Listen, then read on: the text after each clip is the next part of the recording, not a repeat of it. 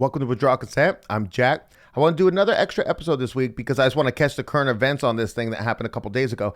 And this is the Yemen firing the hypersonic missiles at Israel. Now, this is an interesting story. It ties into a lot of the stories we've done in the past. Like, for example, the one about Iran having the possibility of destroying Israel if Israel goes all in and they do the hypersonic missiles. And we did the other one on the second Iranian counterattack where they did the hypersonic missile attack, and then Israel came out and the United States and said, oh, we shot down all the missiles. And then I literally ran you the video and showed you the missiles just bombarding and just impacting the air bases. I showed you them hitting one missile hitting the Mossad headquarters in the middle of Tel Aviv, a precise target, just right through the Iron Dome, nothing to stop it, you know? And of course, they stopped some drones and stuff like that. But this is interesting now to think that Yemen has hypersonic missiles, right? So we've got Russia, China, and Iran have hypersonic missiles, okay? Russia used them, if you recall. He used that new hypersonic ballistic missile system that I think it was like a MERV type thing.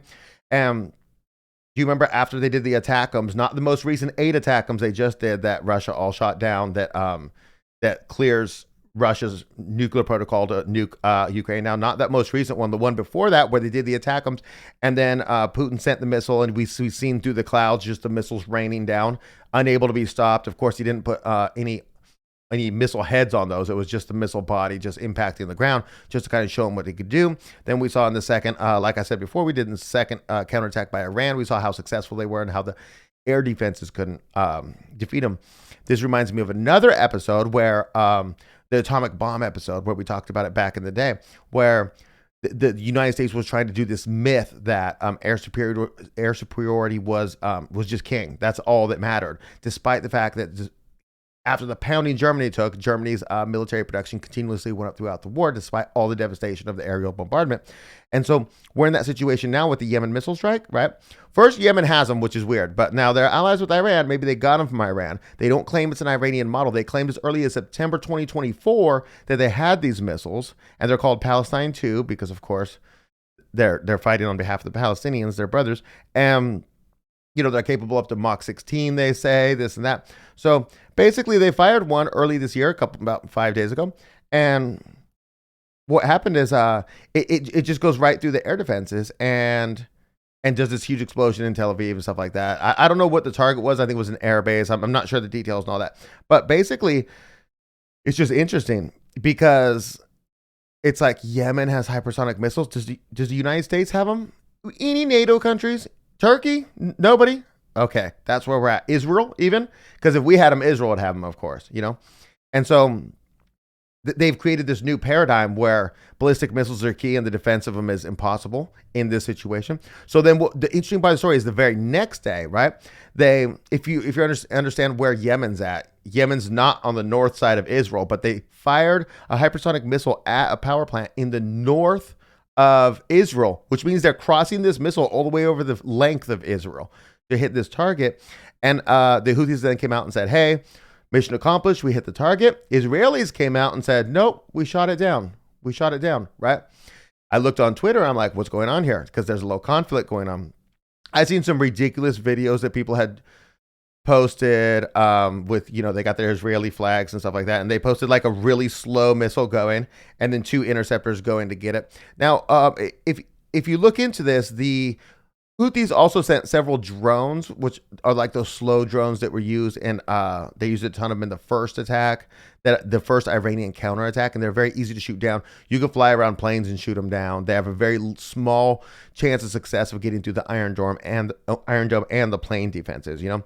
So that might have been one of those. They're trying to propagandize it as shooting down this thing. So the question is, do we believe the Houthis or do we believe the Israelis? Okay, so we don't really believe the Israelis about anything. They lie about literally everything. But we don't necessarily believe the Houthis because the Houthis are also doing war propaganda, right?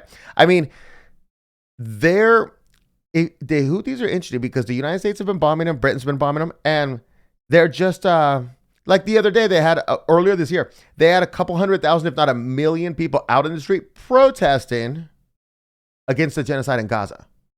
Not that their government stop retaliating against Israel because it's going to bring the U.S. and the British bombs. Nope. It's protesting the genocide in Gaza, that the government needs to do more to help them. So I'm going to show you a video of the power plant in northern Israel, and if the missile was shot down and then the power plant just happened to start on fire, then maybe that's what happened. Maybe it just happened to start on fire. Anyways, you can check it out for yourself.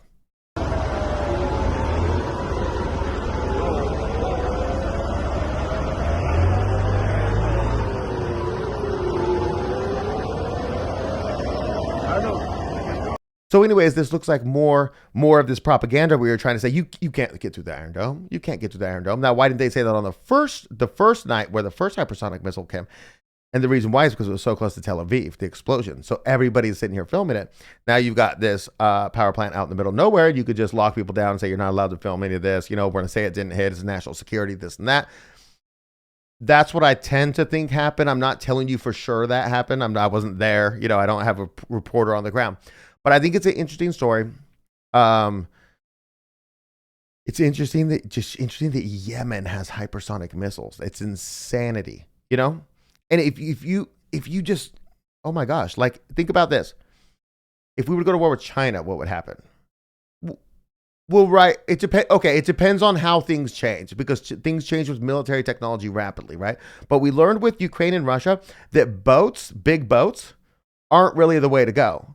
Because now they have these drones that are like these small, unmanned, very sleek, completely painted black, just boats. They go a couple 100 miles only. They're a one-trip boat loaded with explosives, and then they just go in the middle of the night. And you can't see them, you can't hear them, and then they just, well, you got to look down there with the spotlight and try to spot them, but what can you do? It just runs to the side and explodes. And so Russia had to rush all of their ships farther away, and they had to put them in the ports, and then they had to put like containers like out there blocking so that nothing could come in at night.